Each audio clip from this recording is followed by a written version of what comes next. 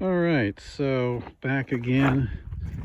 Interesting area here. As you can see, it ebbs and flows, goes up and down.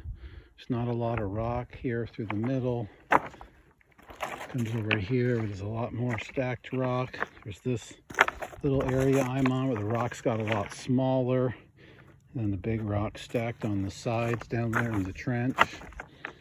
And this looks like a pretty big trench right here. You can see they stacked them up in kind of quadrants. Let's go over here. I just want to let you know this is the Rip Van Winkle Flats is the name that I saw when I was researching, checking this out. As you can see, it's very difficult walking on these boulders. Some of them seem to be moving. Let me get kind of high up here and show you.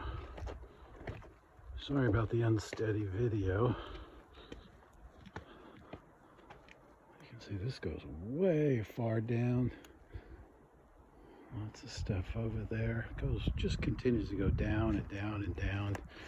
You can see the stacking here, the big rocks, then the small rocks, the big rocks, the walls. Very interesting area. I'm going to head down that way, see what I can come to. I hear the river.